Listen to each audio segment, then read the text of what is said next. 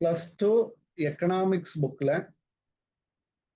வரக்கூடிய banking topic is very very important. இதுல என்னென்ன டாபிக்ஸ் நமக்கு கவர் ஆகும் அப்படின்னா, பேங்கிங்னுடைய எவாலுவேஷன்ஸ் கவர் ஆகும்.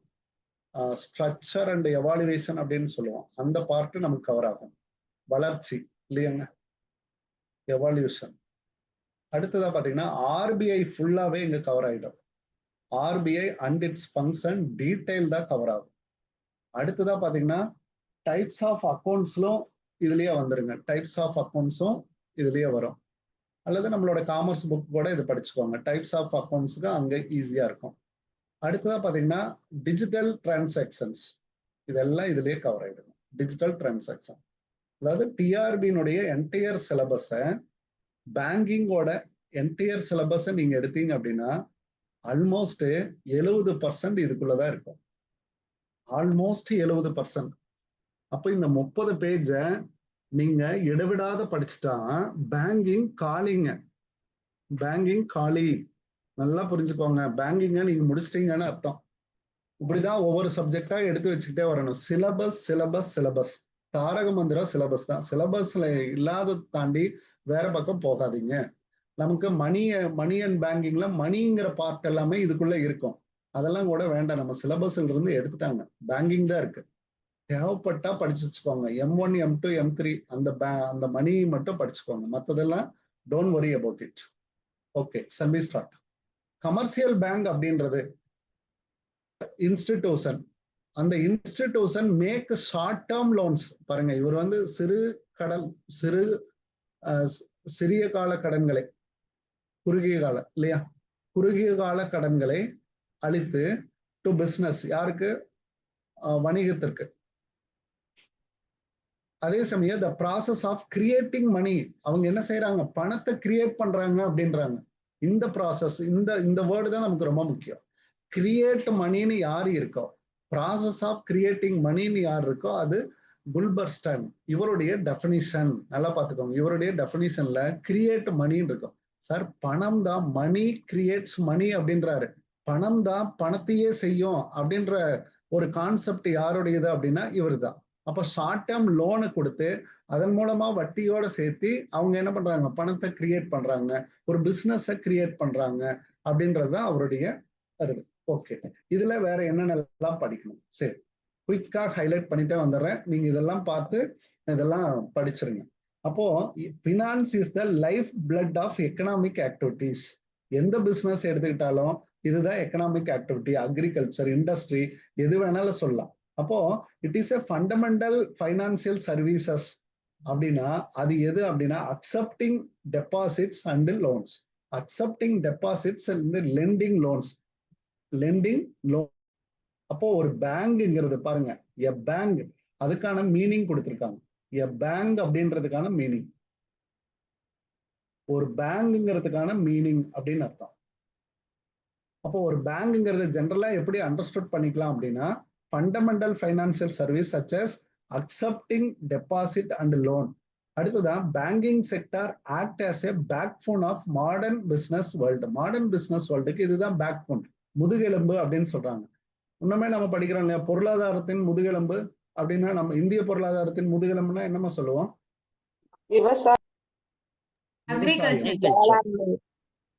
அது மாதிரி ஒரு மாடர்ன் பிசினஸ் வேர்ல்டு இது பாருங்க. அப்ப நவீன வியாபாரத்துல எது முக்கியமானதுன்னா பேங்கிங் தான் முக்கியம். இன்னைக்கு பாருங்க, பேமெண்ட் வாலெட் இல்லாம நீங்க பிசினஸே நடத்த முடியாது, அந்த அளவுக்கு கொண்டு வந்துட்டாங்க.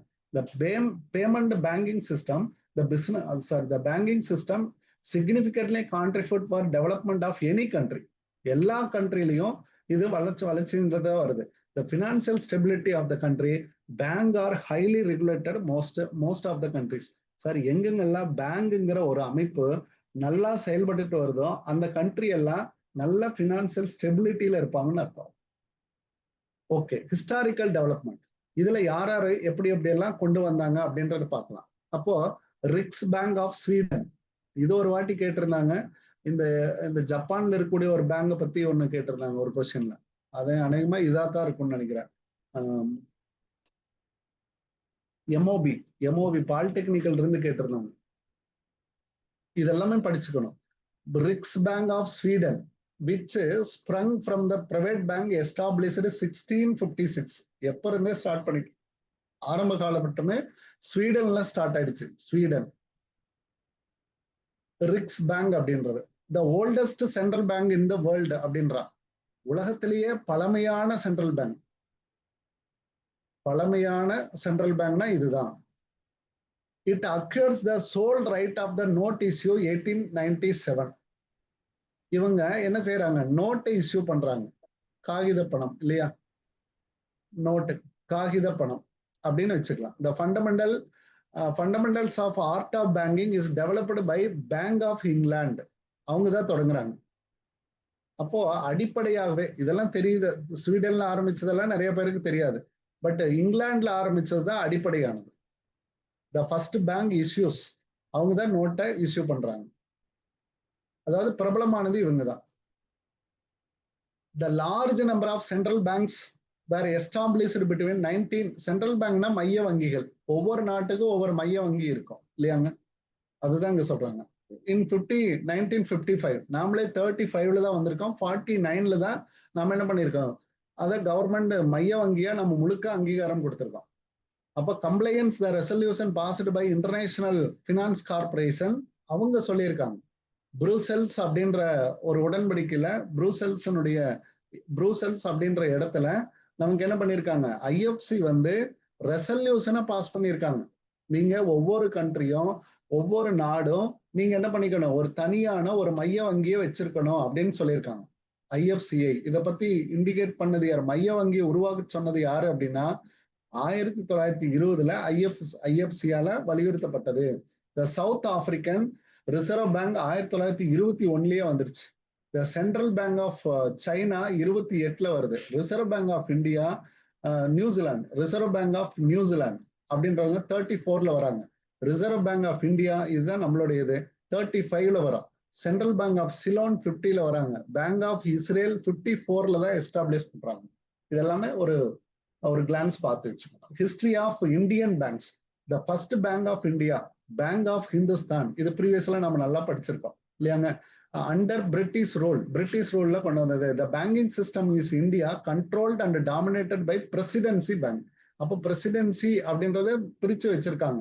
அதாவது 4 இதா பிரிச்சு வச்சிருக்காங்க. அதுல எது, bank of Bengal, bank of Bombay, அடுத்துதான் மெட்ராஸ். ஹிந்துஸ்தான்ங்கிறத முன்னாடியே வந்துருச்சுங்க. அதனால இந்த 3ஐயும் சேர்த்துறோம். இந்த 3ஐயும் சேர்த்து பிரசிடென்சியல் பேங்க் அப்படின்னு சொல்றோம். நமக்கு கேட்பாங்க, பெங்காலுங்கிறது கல்கட்டானாலும் ஒண்ணுதான். மெட்ராஸ் 1809, 1840, 1843, 1920 பாருங்க.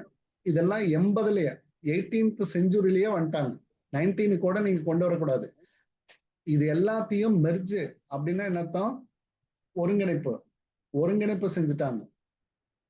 ஒருங்கிணைப்பு செஞ்சது 21ல, சேஞ்ச் டு எஸ்பிஐன்னு மாத்தினது 1955. இதுல நிறைய வாட்டி நமக்கு கொஸ்டின்ஸ் வந்துருச்சுங்க. இதுக்குள்ள இருந்தே கொஸ்டின்ஸ் எடுக்கப்பட்டாச்சு. மறுபடியும் கேட்டா அதுல தவறு இல்லாம எழுதிடுங்க. சரிங்க. அடுத்தது கமர்ஷியல் பேங்க், வணிக வங்கிகள். கமர்ஷியல் பேங்கை பொறுத்த வரைக்கும் the bank refer to a large banks. இதுதான் டிவிஷன் ஆஃப் நிறைய பேங்க்ஸ் இருக்கும். more specifically deals with the deposit and loan services provided to middle class business. எல்லா பிசினஸுக்கும் லோனையும் டெபாசிட்டையும் பொதுமக்கள்கிட்ட இருந்து டெபாசிட்டை திரட்டி அதை வந்து வங்கிகளுக்கு பிசினஸ்க்கு லோனா கொடுக்கக்கூடிய சர்வீஸை யார் பண்றாங்களோ அவங்கள கமர்ஸ். ஓகே, அதுல பப்ளிக் ஸ்மால் பிசினஸ் எல்லாமே வந்துருதுங்க. Do not provide long term credit. பாருங்க, வணிக வங்கிகள் do not provide long term credit, நீண்ட கால கடன்களை அளிப்பதில்லை அப்படின்னு சொல்றாங்க. As liquidity of assets is maintained. எதனால அப்படின்னா தன்னிடம் லிக்விடிட்டியை வேணும் அப்படின்றதுக்காக. லிக்விடிட்டினா என்னங்க, திடீர்னு பணம் கேட்டா என்ன பண்றது, யாரு, deposit holder asking the money இல்லையா. நாம் போட்டிருக்கிற டெபாசிட்டை திடீர்னு வந்து suddenly deposit holder asking the money அப்படின்ட்டு கேட்டாருன்னா அவங்களுக்கு லிக்விடிட்டி வேணும் இல்லையா, ஆஸ்கிங் மணி. அதனால லாங் டேர்ம் லோன்ஸை ப்ரொவைட் பண்றது இல்லை. லாங் டேர்ம் லோன்ஸை யார் ப்ரொவைட் பண்றாங்க சார் அப்படின்னா டெவலப்மெண்ட் பேங்க்ஸ். புரியுதாங்க? டெவலப்மெண்ட் பேங்க்ஸுக்கு போனீங்கன்னா தான் நீங்க என்ன வாங்க முடியும், Long long term term, loan. Medium and loans. Medium and long term லோன்ஸையே நீங்க இங்க தான் வாங்க முடியும். Medium loans commercial bank only provide small பிசினஸ்க்கு என்னதான் கொடுக்குறாங்க, small term லோன்ஸஸ், short term loans இல்லையா, ஷார்ட் டேர்ம் லோன்ஸ் தான் ப்ரொவைட் பண்றாங்க மோஸ்ட்லி. சார் குறுகிய காலத்துல நம்ம எப்படி இது பண்ணணுமோ பண்ணிக்கிறாங்க அப்படின்னு அர்த்தம். ஓகே, எதெல்லாம் பேங்க் அப்படின்றத இங்க நம்ம ப்ரொவைட் பண்ணிருக்கோம், பார்த்துக்கலாம். Okay, functions of commercial bank. Commercial bank institution conduct with profit motive accepting deposits and lending loans various investment purpose. டெபாசிட்ட பொதுமக்களிடம் வந்து வாங்கி அவங்க என்ன செய்யறாங்க, பிசினஸ் ஹவுஸுக்கு லெண்டிங் தராங்க. இதுதான் the functions classified, bank broadly classified into primary function, secondary function which are shown in the picture. இதுல primary function இருக்கு, செகண்டரி ஃபங்க்ஷன் இருக்கு, அதர் யூட்டிலிட்டி ஃபங்க்ஷன் பயன்பாட்டு பணி, யூட்டிலிட்டி ஃபங்க்ஷன், ஃபங்க்ஷன்னா பணிகள். இதெல்லாம் ஒரு கிளான்ஸ்ல அழகா நீங்க படிச்சு முடிச்சிருவீங்க. அதுல கீ பாயிண்ட்ஸ் மட்டும் நான் நோட் பண்ணிட்டே வந்துடும். எதெல்லாம் பிரைமரி ஃபங்க்ஷன்னா, டெபாசிட்டை ஏத்துக்கிறது, வைப்புகளை ஏத்தல், வைப்புகளை ஏற்றல். அடுத்தது கடன் வசதிகள் கொடுப்பது, அட்வான்சஸ்ன்னு சொல்லுவாங்க. அட்வான்ஸ்னா உங்களுக்கு கடன் கொடுக்கறது. செகண்டரியில ஏஜென்சி, அதாவது கஸ்டமர்னுடைய ஏஜெண்டாக செயல்படுறாங்க. அப்படின்னா சார் இந்த பில்லை கட்டு அப்படின்னு சொன்னீங்கன்னா பேங்க் பில்லை கட்டிடும். அடுத்தது இந்த சர்வீஸ் எனக்கு பண்ணி கொடு அப்படின்னு சொன்னீங்கன்னா banking sir letter of credit எனக்கு வாங்கி கொடு அப்படின்னு சொன்னீங்கன்னா வாங்கி கொடுக்கும். அப்போ இதெல்லாம் ஏஜெண்டாக செயல்படுகிறது. ஜென்ரல் யூட்டிலிட்டி சர்வீசஸ் வேற என்னென்னலாம் ப்ரொவைட் பண்றாங்க, செக் புக் ஃபெசிலிட்டி, அடுத்தது டிராஃப்ட் ஃபெசிலிட்டி, இது மாதிரி எல்லாம் சொல்லலாம். டிரான்ஸ்ஃபர் ஆஃப் ஃபண்டு, ஃபண்டை டிரான்ஸ்ஃபர் பண்றது, கிரெடிட்டை கிரியேட் பண்றது, இதெல்லாம் செகண்டரி ஃபங்க்ஷன். கிரெடிட் கிரியேஷன் அப்படின்றது நம்ம முன்னாடியே பார்த்துருக்கோம். கிரெடிட் கிரியேஷன் பணத்தை கொடுத்து பணம் பண்றது அப்படின்னு அர்த்தம். லோனை கொடுத்து மறுபடியும் நம்ம கிரெடிட் ஜெனரேஷன் பண்ணிட்டே இருக்கிறோம். ஓகே, பிரைமரி ஃபங்க்ஷன் பாருங்க. Commercial bank mainly depends upon the public deposit. எதை நம்பியே இருக்கிறாங்க, பொதுமக்களிடம் இருந்து கிடைக்கக்கூடிய டெபாசிட்டியே நம்பி இருக்காங்க. அதுல டிமாண்ட் டெபாசிட், கேட்பு வைப்பு, கேட்கறப்ப எனக்கு கொடுத்துருவோம் சார், அதானே கேட்பு வைப்பு. நான் எப்ப வேணாலும் கேட்பேன். ஆன் டிமாண்ட், இது சொல்றதே பாத்தீங்கன்னா ஆன் டிமாண்ட், கேட்கறப்ப எனக்கு கொடுத்துருவோம். The deposits that can be withdrawn by any individual without any prior notice to the bank. பேங்குக்கு முன்னாடியே நோட்டீஸ் கொடுக்கணுங்கிற அவசியம் இல்லை சார். சார் நாளைக்கு வந்து நான் பணம் எடுக்க போறேன் அப்படின்னு நோட்டீஸ் கொடுக்கணுங்கிற அவசியம் இல்லை. No prior notice. அப்போ நோ ப்ரையர் நோட்டீஸ் இல்லாமையே நீங்க போய் பணம் கேட்கலாம், பேங்க் கொடுத்தே ஆகணும். In other words, the owner of this deposit are allowed to withdraw money any time. பணத்தை எப்போது வேண்டுமானாலும் எடுத்துக்கொள்ளலாம். பை ரிட்டர்ன் வித்ட்ராவல் ஸ்லிப் அல்லது செக், இல்லையா, ஒரு செக்கோ ஒரு ஸ்லிப்போ கொடுத்து உடனே என்னுடைய பணம் எல்லாம் வேணும் அப்படின்னு சொல்லி கேட்கலாம். அப்போ சார் பணம் இதுலயே இல்லைன்னா என்ன செய்வாங்க, நம்மளுடைய பிரான்ச்லயே பணம் இல்லைன்னா என்ன செய்வாங்க, உடனே அவங்களுக்குன்னு ஒரு மேல் இருக்கிற ஒரு பிரான்ச்சுக்கு போன் அடிப்பாங்க. போன் அடிச்சு இப்படி எமர்ஜென்சி, இந்த பணத்தை நாங்க திருப்பி கொடுத்தே ஆகணும், நீங்க எங்களுக்கு ஃபெசிலிட்டேட் பண்ணுங்கன்னா அங்கிருந்து பணம் வந்துடும் சார் உங்களுக்கு. From ATM centre using debit card. நம்ம சின்ன சின்ன தொகையெல்லாம் நம்ம என்ன பண்றோம், ஏடிஎம்ல இருந்து எடுத்துக்கிறோம். கேட்கும் போது தரணும், without any notice for the demand deposit. அதனாலதான் கவர்மெண்ட் ஆல் பேங்க்ஸ் என்ன பண்ணணும், லிக்விடிட்டியை மெயின்டைன் பண்றதுக்கான ரீசன் இதுதான். லிக்விடிட்டியை மெயின்டைன் பண்றாங்க இல்லையா, பேங்கினுடைய லிக்விடிட்டி அவசியம், மிக அவசியம். எதுக்கு, நீர்மைத்தன்மை அவசியம். எதுக்காக அப்படின்னா டிமாண்ட் டெபாசிட் கேட்கிறப்ப பணத்தை கொடுக்கறதுக்கு அவசியம். அதுக்காகவே தங்கிட்ட ஒரு பணத்தை வச்சுக்கிட்டே இருப்பாங்க. அதுதானே எஸ்எல்ஆர். எஸ்எல்ஆர் எல்லாம் இதுதானே சொல்லுது, ஸ்டாச்சுட்டரி லிக்விடிட்டி ரேஷியோ. ஒரு குறிப்பிட்ட பணத்தை நீயே வச்சிரு அப்படின்னு சொல்லுது. அப்படின்னா நான் பேங்க்லயே வச்சிருங்க, செலவு பண்ணாம வச்சிருங்க அப்படின்னு சொல்லுது ஆர்பிஐ. சிஆர்ஆர்ங்கிறது எங்கிட்ட வருது, எஸ்எல்ஆருங்கிறது நீங்களே வச்சிருக்கிறது. அப்ப நீங்களே வச்சிருந்தா அந்த தொகையை நீங்க என்ன பண்ணலாம், டிமாண்ட் டெபாசிட். எல்லாருமே வந்து டிமாண்ட் டெபாசிட் கேட்க போறது இல்லை, யாராவது ஒருத்தர் கேட்கிறாரு அப்படின்னா அதுல இருந்து நீங்க எடுத்து கொடுத்துடலாம். அதுதான் SLR, statutory liquidity ratio. Time deposit, இது பிரச்சனையே இல்லை சார். டைம் டெபாசிட் இதெல்லாம் யூஸ்வலா டிமாண்ட் எது இருக்கும் அப்படின்னு பாத்தீங்கன்னா சேவிங் பேங்க் அக்கௌண்ட்ல demand deposit, saving bank account, current account, current account இருக்கு இல்லைங்களா, இதெல்லாம் டிமாண்ட் டெபாசிட். டைம் டெபாசிட் அப்படின்னா கால வைப்பு.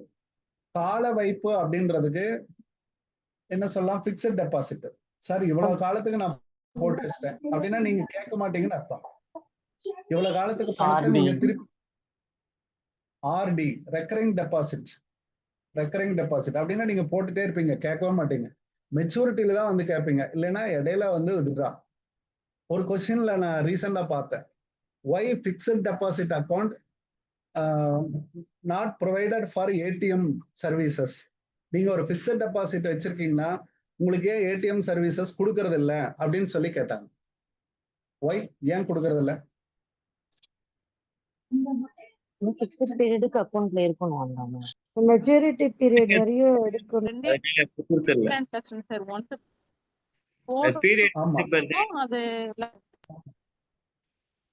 சார் இதுல ரெண்டு டிரான்சாக்சன் தான் நடக்கும்.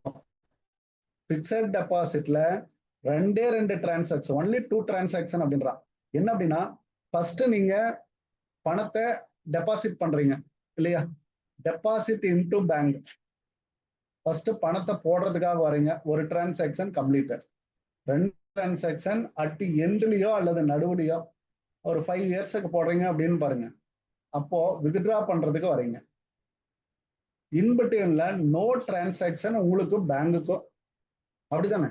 No in between of any transaction conducted between banker and the deposit holder. அப்ப 2 டிரான்சாக்சன் தான் இருக்குது அப்படின்னா அதுக்கு ஏன் செக் புக் கொடுக்கணும், அதுக்கு ஏன் ஏடிஎம் கார்டு கொடுக்கணும்? நாட் நெசசரி இல்லையாங்க? ஆமாவா இல்லையா? அந்த பர்பஸ்க்காக தான் இல்லைன்னு அர்த்தம். அப்போ ஒன்லி ஹேவிங் 2 டிரான்சாக்சன், அதனால இந்த இதெல்லாம் தேவையில்லை. Banks pay higher interest rate on deposit. Time டெபாசிட்டுக்கு அதிகமான இன்ட்ரெஸ்ட் ரேட் கொடுக்குறாங்க. withdrawn only after the specified time period by providing the written notice to the bank. நீங்க பேங்க்ல போயிட்டு ரிட்டர்ன் நோட்டீஸ் கொடுத்தா போதும், அவ்வளவுதான். உங்களோட பாண்டை தூக்கி போட்டீங்கன்னா அவங்க கொடுத்துருவாங்க. சூப்பர். அட்வான்சிங் லோன், லோன் கொடுக்கறது, கிராண்டிங் லோன்ஸ் அப்படின்னால அட்வான்சிங் லோன்னால ஒண்ணுதான். யார் யாருக்கு கொடுக்குறாங்க? இண்டிவிஜுவல் கொடுக்குறாங்க, பிசினஸ்க்கு கொடுக்குறாங்க. Commercial bank grant loans in the form of overdraft. Overdraft யாருக்கு கொடுப்பாங்க? Customer, customer, account holder, current account, business entity, business entity. ஆமா, கரண்ட் அக்கவுண்ட். இதுல கேஷ் கிரெடிட்ங்கிறது கொடுப்பாங்க. கேஷ் கிரெடிட் கூடுதலான ஒரு தொகை. சார் நீங்க overdraft without notice of the customer, without notice of the customer the banker provide the extra லோன்ஸுங்க. இப்போ ஒரு எக்ஸாம்பிளுக்கு என்ன சொல்ல போனா, நீங்க 1 lakhக்கு செக் கொடுக்குறீங்கன்னு பாருங்க, 1 lakhக்கு செக் கொடுக்குறீங்க, உங்களோட பேங்க் அக்கௌண்ட்ல ஒன்லி ஹேவிங் 95,000 தான் இருக்கும். அப்போ இன்சபிஷியன்ட் பேலன்ஸ் இருந்தா உங்க செக் பவுன்ஸ் ஆகும். புரியுதமா? இது செக்கினுடைய வேல்யூ. நீங்க கொடுத்த செக், கஸ்டமர் கொடுத்த செக் 1 lakh, பேங்க் அக்கௌண்டினுடைய பேலன்ஸ் எவ்வளவு இருக்கு? 95,000.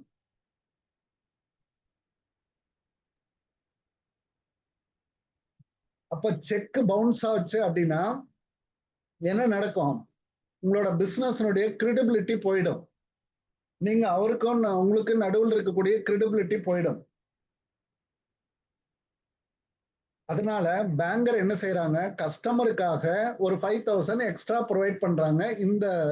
இந்த டிராஃப்ட்டுக்கு பேரு ஓவர் டிராஃப்ட். ஓவர் டிராஃப்ட் இது வந்து ஒரு சர்டைன் லிமிட்ல தான் கொடுப்பாங்க. ஒரு சர்டைன் லிமிட், எந்த லிமிட் வரைக்கும் கொடுக்கலாம் அப்படின்னு சொல்லி பேங்கர் ஆல்ரெடி டிசைட் பண்ணி வச்சிருக்காங்க. அந்த லிமிட்டை தாண்டி தரமாட்டாங்க. உங்களுக்குன்னு எவ்வளவு சீலிங் அலாட் பண்ணிருக்காங்களோ அது மட்டும்தான் நீங்க அவைல் பண்ண முடியும். எப்பனாலும் அவைல் பண்ண முடியாது. ஓகே. இதே கேஷ் கிரெடிட் அப்படின்றது சார், திடீர்னு ஒரு எமர்ஜென்சி, நீங்க ஓவர் டிராஃப்ட்டுக்கு போகவே வேணாம்.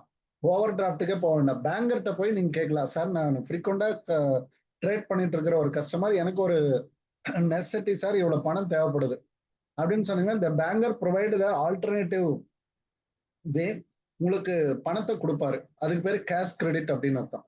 அதாவது வித்தவுட் ஃபார்மாலிட்டிங் த லோன் அக்ரிமெண்ட், எந்த ஒரு லோன் அக்ரிமெண்ட்டும் இல்லாம பணம் கொடுப்பாரு உங்களோட கிரெடிபிலிட்டிக்காக. அது கேஷ் கிரெடிட். ஓவர் டிராஃப்ட் அதானே சார், ஓவர் டிராஃப்ட்டுக்கு ஒரு லிமிட் இருக்கும், இதுக்கு ஒரு லிமிட் இருக்காது, அட்ஜஸ்டபிளா பண்ணி தருவார். அடுத்தது டிஸ்கவுண்டிங் ஆஃப் பில்ஸ். சார் உங்களோட டெபாசிட்டே இருக்குன்னு பாருங்க சார், நீங்க நிறைய டெபாசிட் வச்சிருக்கீங்க சார். அப்போ ஓவர் டிராஃப்ட்ன்றது கஸ்டமர் வந்து ரொம்ப ரொம்ப நாளா வந்து அதுல அக்கௌண்ட் வச்சிருக்கணுமா சார் அந்த பேங்க்ல?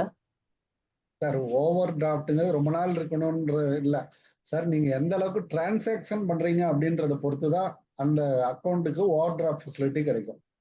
Okay sir.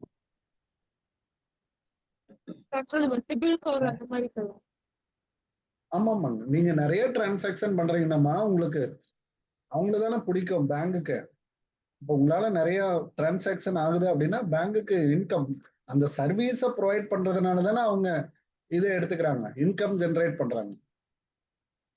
சார் நீங்க பேங்க்லயே எஃப்டி வச்சிருக்கீங்க, அவர் வந்து திடீர்னு ஒரு எமர்ஜென்சிக்கு கேட்கிறாரு, அப்ப நீங்க இமிடியேட்டா ஒரு சைன் வாங்கிட்டு ஒரு கேஷ் கிரெடிட் அவருக்கு அவைல் பண்ணலாம்.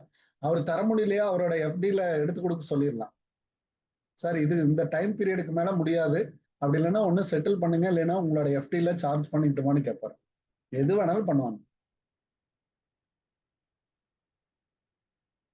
அடுத்தது discounting of bill of exchange. இது வழக்கத்துல இருந்ததுதான். இப்ப ட்ரேட் பில் எல்லாம் இருக்கு இல்லைங்களா, ட்ரேட் பில் எல்லாம் இப்படிதான் கிளியர் பண்ணுவாங்க. ட்ரேட் பில் அதாவது இந்த பக்கம் செல்லர், இந்த பக்கம் கஸ்டமர். உங்களுக்கு என்ன ஆயிடுச்சு அப்படின்னா, கஸ்டமர்கிட்ட இருந்து ஒரு பில் ஆஃப் எக்ஸ்சேஞ்ச் வந்துருச்சு. அப்ப இவரை பொறுத்த வரைக்கும் இது பிஆர், இந்த பிஆருக்கு உடனே பணம் தேவைப்படுது. அப்ப அவர் என்ன பண்ணிக்குவாரு, இந்த பிஆர் கொண்டையே பேங்க்ல டிஸ்கவுண்ட் பண்ணிக்குவார் இல்லையா. இந்த ஃபெசிலிட்டி அட்வான்சிங் லோன். டிஸ்கவுண்டிங்ல இப்போ அந்த அமௌண்ட் டிஸ்கவுண்ட் பண்ணி கொடுத்ததுனால தனி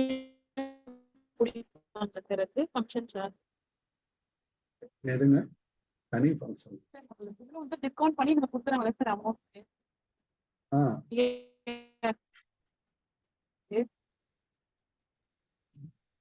அது இல்லாம அந்த அமௌண்ட் ரிசீவ் பண்ணது சார்ஜ் வேற பிடிப்பாங்களா சார், கமிஷன் சார்ஜ்? எதுக்குங்க டிஸ்கவுண்ட் பண்றதுக்குங்களா? ஆமா, இதுக்கு பேரு டிஸ்கவுண்ட் தானே பேருங்க.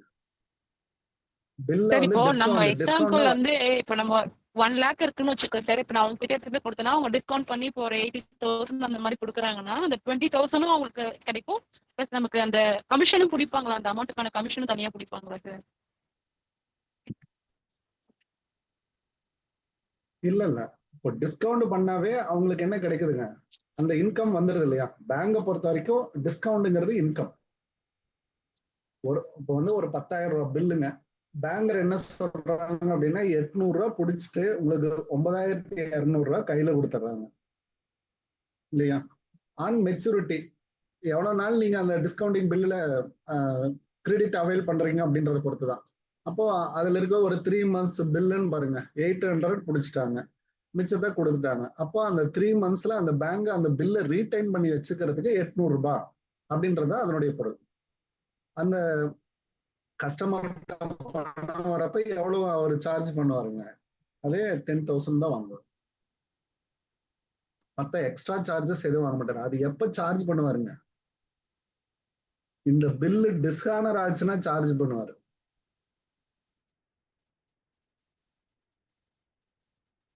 புரியுதாங்க? பில்லு டிஸ்ஹானர் ஆயிடுச்சுன்னா என்ன, இவருக்கு நட்டம் இல்ல, அதுக்கு அவரு சார்ஜ் பண்ணுவார்.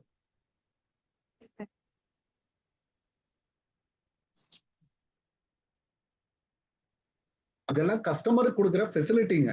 இது வந்து ரொம்ப யூஸ்ஃபுல்லான ஃபெசிலிட்டி. இதுல எல்லாம் இருந்து அவர் என்ன பண்ணிக்கிறாரு, ஒன்னு இன்ட்ரெஸ்டை ஏர்ன் பண்ணிக்கிறாரு. ஓவர் டிராஃப்ட்டுக்குள்ள இன்ட்ரெஸ்ட் வெரி ஹைமா, நீங்க சாதாரணமா நினைச்சுக்காதீங்க. ஓவர் டிராஃப்ட்ல அவர் சும்மா கொடுக்கல, எந்த ஒரு டாக்குமெண்ட்டுமே இல்லாம கொடுக்குறாரு. அதுக்குள்ள interest rate, high interest rate இருக்கும். கேஷ் கிரெடிட் இதுக்கெல்லாம் நார்மலா லோன் வாங்குறத விட அதிகமான இன்ட்ரெஸ்ட் இருக்கும். நார்மலா லோன் வாங்குறது 11% 11.5% இருக்குங்க. இதுக்கெல்லாம் அதை விட அதிகமா இருக்கும். அதனால அந்த ஃபெசிலிட்டி எல்லாம் இமிடியேட்டா சால்வ் பண்ணிடுவாங்க. பேங்கர்ஸை பொறுத்த வரைக்கும் அதுக்கான உங்களுக்கு கொடுக்குற ஒரு ரைட்ஸ் அப்படின்ற மாதிரி அவங்க தரப்புல சொல்றது. Okay, secondary function. Move on secondary function. Secondary ஃபங்க்ஷனை பொறுத்த வரைக்கும் 3 ஹெட்ஸ் இருக்குங்கிறா. ஒன்னு ஏஜென்சி, ரெண்டாவது ஜெனரல் யூட்டிலிட்டி பொது பயன்பாடு, அதர் ஃபங்க்ஷன். ஏஜென்சில எதெல்லாம் கொண்டு வராங்க அப்படின்னு பாருப்போ, bank act as an agent, ஒரு முகவராக செயல்படுகிறார். முகவர் பணி இல்லையா? முகவர் பணி. சார் நான் ஒரு பேங்க்ல செக்கை டெபாசிட் போடுறேன் sir. Bank collect cheques and bill of exchange எது இருந்தாலும் சரி on behalf of the customer, என்னுடைய பொருட்டு, கஸ்டமரனுடைய பொருட்டு கிளியரிங் ஹவுஸுக்கு ஃபெசிலிட்டியை பண்ணித்தராங்க. இப்போ மும்பையில் இருக்கக்கூடிய செக்கு நீங்க போய் மும்பை போய் கலெக்ட் பண்ண தேவையில்லை. இங்க இருக்கிற பேங்க்ல போட்டீங்கன்னா போதும், அங்க இருக்கிற பேங்குக்கு இன்டிமேட் பண்ணி அவர்கிட்ட இருந்து கிளியர் பண்ணி கொடுத்துருவாங்க. செக் கிளியரன்ஸ், இது பேர் clearance house facility provided by the central பேங்கே கொடுத்துருக்காங்க. அதுலயும் இந்த பில் ஆஃப் எக்ஸ்சேஞ்சும் சில நடைமுறைகள் இருக்கு. இப்பதான் வழக்கத்துல இது பெரும்பாலும் பண்றது இல்லைங்க. மாடர்ன் வேர்ல்டு வந்ததுனால இது பண்றது இல்லை. பட் இதுல எல்லாம் பாத்தீங்கன்னா பில்ஸை வச்சு ஒரு டிரான்சாக்சன் பண்ணிட்டு இருக்காங்க அப்படின்றது தெரிஞ்சுக்கோங்க. இப்போ ரீசெண்டா கூட ஒரு இந்த பேங்கினுடைய இது துல்கர் சல்மான் நடிச்ச படம் ஒண்ணு வந்துச்சு இல்லைங்களா? அது எதுங்க? பாஸ்கர். லக்கி. அதுல பாருங்க பில்லு டிரான்சாக்சன் காட்டுவாங்க. லக்கி பாஸ்கர் அதுல பாருங்க அந்த பில்லு டிரான்சாக்சன் காட்டுவாங்க. இது பில் அனுப்பி கலெக்ட் பண்றது. இதெல்லாம் on behalf of the customer using for the agency, அவர் பொருட்டு நாம செய்யறது. பேங்கர் செய்வாங்க. கலெக்டிங் இன்கம், இன்கம் கலெக்ட் பண்ணி கொடுப்பாங்க. பென்ஷனு, சேலரி, ரெண்ட் நம்ம அக்கௌண்ட்டுக்கு வருது இல்லைங்க. சேலரி வருது, ரெண்ட் வருது, இன்ட்ரெஸ்ட் வருது, இதெல்லாம் நமக்காக கலெக்ட் பண்ணி கொடுக்குறாங்க. சார் தானாவே பேங்க்ல போட்டுறாங்களா சார் அப்படின்னு சொல்லலாம். அப்ப அந்த வேலையை அவங்க தானே செய்யறாங்க அப்படின்னு அர்த்தம். பிஹாஃப் ஆஃப் தேர் இன்வெஸ்ட்மெண்ட், கஸ்டமரோட இன்வெஸ்ட்மெண்ட்ல இருந்து ரெண்ட் வாங்கி கொடுக்கறது, இன்ட்ரெஸ்ட் வாங்கி கொடுக்கறது, இதெல்லாமே பண்றாங்க. The credit voucher is sent to the customer for information when any income is collected by the bank. நம்ம கிரெடிட் வவுச்சர் மட்டும் கொடுத்துட்டா போதும். சார் இது எனக்கு வர வேண்டிய பணம் நீங்க கலெக்ட் பண்ணிருங்க. Month wise mutual fund, systematic investment plan, இதுல எல்லாம் நிறைய மெத்தட்ஸ் இருக்குங்க. அதுல எல்லாம் உங்களுக்கு கலெக்ட் பண்ற ஃபெசிலிட்டி இவங்க பாத்துக்குவாங்க. அவங்களுக்கு இன்டிமேட் பண்றாங்க. ஆட்டோ இன்டிமேஷன் எல்லாம் போயிடும். சார் நீங்க இந்த மாசம் பில்லு தரணும், வீட்டுக்காரருக்கு பில்ல மெசேஜ் பண்ணலாம். அந்த அக்கௌண்ட் நீங்க லிங்க் பண்ணி விட்டீங்க அப்படின்னா அவருக்கு மெசேஜ் போகும். உங்களோட பில்லு எப்படி இப்போ இபில பாத்தீங்கன்னா உங்களோட பில்லு வந்திருக்கு நீங்க பே பண்ணுங்க அப்படின்ட்டு அங்கிருந்து மெசேஜ் வருது பாருங்க. அதே மாதிரி மெசேஜ் உங்களோட கஸ்டமர் இன்னொரு கஸ்டமர்கிட்ட இருந்து நீங்க வாங்கணும் அப்படின்னா அவங்களுக்கு போகும். பீரியாடிக்கல் பில் ஆக இருந்துச்சுன்னா நீங்க கேட்டு பெறலாம். அந்த ஏஜென்சியும் பண்றாங்க. பேயிங் எக்ஸ்பென்சஸ், இது சொல்லவே தேவையில்லை. ஸ்கூல் ஃபீஸு, இன்சூரன்ஸ் பிரீமியம், இது எல்லாத்தையுமே ரெண்ட், இது மாதிரி இருக்கிறதெல்லாம் பேமெண்ட் ஃபங்க்ஷனையும் செய்யறாங்க. இதுக்கு பேரு ஏஜென்சி. அப்ப இன்கம் ரிசீவ் பண்றது, பேமெண்ட் பண்றது, இதெல்லாம் இன்சூரன்ஸ் ஏஜென்சி ஃபங்க்ஷன் அப்படின்னு அர்த்தம். ஜெனரல் யூட்டிலிட்டி ஃபங்க்ஷன், பொது பயன்பாடு. அதுல பாருங்க பொது பயன்பாட்டுல தான் உங்களுக்கு என்ன வருதுங்க, லாக்கர் ஃபெசிலிட்டி, பாதுகாப்பு பெட்டகம். பிரிச்சு படிக்கணும் இல்லையாங்க? பாதுகாப்பு பெட்டக வசதி. Commercial bank provide locker facilities to the customers, safe custody, பாதுகாப்பா வச்சுக்கிறது. ஜுவல்லரி, ஷேர்ஸ், டிமெஞ்சர், பத்திரம், வேல்யூபிள் ஐட்டம் எது இருந்தாலும் சரி வீட்டுல வச்சுக்கிறதுக்கு பதிலாக நம்ம இங்க கூட வச்சிடலாம். லாக்கர். லாக்கருக்கு ஒரு ரெண்ட் கொடுக்கணும். லாக்கர் ரெண்ட்ங்கிறது பேங்கருடைய இன்கம். பேங்கருக்கு இன்கம் புரியுதான்னு பாருங்க. இதுக்கு ஒரு வாடகை கொடுக்கணும் இல்லையா? அது பேங்கருக்கு income. The minimize the risk of loss due to theft. Sir திருட்டு போயிரும் அப்படின்றதுக்காக நீங்க பயந்துக்கு தேவையில்லை. திருட்டு போயிடும். அப்படி இல்லாம பேங்க்ல கொண்டே வச்சிருந்தீங்கன்னா பாதுகாப்பா இருக்கும். வாடகையோட போயிடும். The banks are not responsible for the item in the land. பாருங்க, அதே சமயம் banks R not responsible for the items in the locker. உங்கள்ட்ட ஒரு கீ இருக்கும், அவர்கிட்ட ஒரு கீ இருக்கும். நீங்களே உங்களோட கீயை கொண்டு போனா மட்டும்தான் திறக்கவே முடியும், இல்லைன்னா அது அப்படியே தான் இருக்கும். சார் ரொம்ப நாளா இன்ஆக்டிவ்லயே இருக்கக்கூடிய லாக்கர் என்ன செய்வாங்க, ஆர்பிஐ அதுக்கு டைரக்ஷன் கொடுக்கும். அதுக்கப்புறம் ஆர்பிஐ டைரக்ஷனுடைய அடிப்படையில் அவங்களோட ஆடிட்டிங் மெம்பர்ஸ் வந்து அதுக்குள்ள இருக்கிறத இன்ஆக்டிவ் லாக்கர்ஸ் இருந்துச்சு அப்படின்னா அதை ஓபன் பண்றதுக்கான rights with the purview of RBI டைரக்ஷன்ல நடக்கும். அதெல்லாம் எங்க சார் போயிடும் அப்படின்னா, திருவனந்தபுரம் கோயில்ல இருந்து பணம் எடுத்தாங்க இல்லையா, அந்த மாதிரி உங்க லாக்கர்ல இருந்து பணம் எடுத்தா அது யாருக்கு தான் போகும், ஆர்பிஐக்கு தான் போகும். அதனால banker not responsible, banks for not responsible item for the locker. லாக்கருக்கு உள்ள இருக்கிறதுக்கு எந்த பொறுப்பும் அவங்கள்ட்ட கிடையாது. ஓகே, அதனால ஆர்பிஐக்கு போயிடும். இஸ்யூவிங் டிராவலர்ஸ் செக், வெளியூர் போறோம், traveller cheque to individual travelling outside the country போறீங்க அப்படின்னா, வெளிநாடுகளுக்கு செல்லக்கூடியது. Safe easy way to protect your money, மணியை பாதுகாப்பா இங்கிருந்து எடுத்துட்டு போறது பயமா இருக்கும், அதனால செக்கா மாத்தி அங்க போய் என்கேஷ் பண்ணிக்கலாம். Dealing foreign exchange, foreign exchange அந்நிய செலாவணியை டீல் பண்றோம், அந்நிய செலாவணி. Providing foreign exchange business dealing with exporter and importer, அவங்களுக்கு ஹெல்ப் பண்ணி கொடுக்குறாங்க, சென்ட்ரல் பேங்க் தான் இல்லையா. ஆர்பிஐ கேட்டு இம்போர்ட்டருக்கு தேவையான பணத்தை ஆர்கனைஸ் பண்றது. இம்போர்ட்டர் எக்ஸ்போர்ட்டருக்கு தேவையான மணி, எந்த கண்ட்ரியினுடைய மணி, யூஎஸ் டாலர் வேணுமா சார், நம்ம இந்தியன் கரன்சியை அங்க கொடுத்தா போதும், அவங்களே யூஎஸ் டாலரா கன்வெர்ட் பண்ணி கொடுக்குறாங்க. எல்லாமே permission of central bank dealing with foreign exchanges. Okay, அடுத்தது டிரான்ஸ்ஃபர் ஆஃப் ஃபண்ட். இப்ப ரீசெண்டா வந்திருக்கிறது, one bank to another bank, இஎஃப்டின்னு சொல்றோம் இல்லைங்களா, எலக்ட்ரானிக் ஃபண்ட் டிரான்ஸ்ஃபர், இதெல்லாம் இதுல வர்றதுதான். Draft, telephone transfer, electronic transfer எல்லாமே இதுல அடங்கும். இந்த பாஸ்கர் படத்துல எல்லாம் பாத்தீங்கன்னா டெலிஃபோனுக்கு டிரான்ஸ்ஃபர் எல்லாம் பண்ணியிருப்பாங்க, டிராஃப்ட் கொடுத்து வாங்குறது அதெல்லாமே அதுல பண்ணியிருப்பாங்க. நம்ம தெரியாத நடைமுறைகள் கூட சில சினிமாவில் இருந்து நம்ம கத்துக்கலாம். Letter of credit, commercial bank issued credit, இது எப்போ எக்ஸ்போர்ட் பண்றப்போ, எக்ஸ்போர்ட் இம்போர்ட் பண்றப்போ, இம்போர்ட் செய்யக்கூடியதுல to their customer certify their credit worthiness அப்படின்னா என்ன, நம்பகத்தன்மை. நம்பகத்தன்மை சார், இவருக்கு நீங்க பொருளை அனுப்பலாம் அப்படின்னு சொல்லி நம்மளுடைய பேங்க் அங்க இருக்கக்கூடிய ஒரு பேங்குக்கு லெட்டர் ஆஃப் கிரெடிட் கொடுக்கும். இங்க இம்போர்ட்டர் இந்தியான்னு வச்சுக்கோங்க. அடுத்தது எக்ஸ்போர்ட்டர் ஜெர்மனியில் இருக்காரு அப்படின்னு பாருங்க, எக்ஸ்போர்ட்டர் அவரு இங்க பொருளை அனுப்புவாரு, நாம பொருளை அனுப்ப சொல்லி நாம கேட்கணும். அப்படி கேட்கிறப்ப தொகை அதிகமா இருந்துச்சு அப்படின்னா அவர் என்ன சொல்லுவாரு, எக்ஸ்போர்ட்டர் ஜெர்மனி, சார் நீங்க உங்களோட பேங்க்ல இருந்து ஒரு எல்ஓசி வாங்கி கொடுத்துருங்க அப்படின்னு சொல்லி இவருக்கு டைரக்ட் பண்ணுவார். அப்ப நாம நம்ம ஒரு பேங்க்ல இருக்கக்கூடிய எஸ்பிஐ, கனரா பேங்க், நம்ம ஏதாவது ஒரு அக்கௌண்ட் வச்சிருப்போம் இல்லைங்களா, நம்மளோட பேங்க் போயிட்டு ஒரு எல்ஓசி கொடுங்க அப்படின்னு கேட்டா, லெட்டர் ஆஃப் கிரெடிட் கொடுங்க அப்படின்னா, நீங்க அவங்களுக்கு அவங்களோட வச்சிருக்கிற தொடர்பை வச்சு உங்களுக்கு ஒரு லெட்டர் ஆஃப் கிரெடிட்டை கொடுப்பாரு. இந்த கஸ்டமர் நல்ல கஸ்டமர், கான்டாக்ட் சர்டிபிகேட் வாங்கணும் இல்லைங்களா, அதே மாதிரிதான் எல்ஓசி. அந்த எல்ஓசி எங்க போகும் அப்படின்னா ஜெர்மனிக்கு அனுப்புவாங்க. இன்கேஸ் நீங்க டிஃபால்ட் ஆயிட்டா, இந்த கஸ்டமர் டிஃபால்ட் ஆயிட்டா இந்த எல்ஓசி பேச ஆரம்பிக்கும். அப்ப அந்த பேங்க் தான் ரெஸ்பான்சிபிள் ஆகும். எல்லாருக்கும் எல்ஓசி தர மாட்டாங்க, நல்ல கிரெடிட் வர்த்தினஸ் இருக்கிற பீப்புளுக்கு தான் தருவாங்க. ஓகே, அடுத்தது அண்டர் ரைட்டிங் ஆஃப் செக்யூரிட்டிஸ்.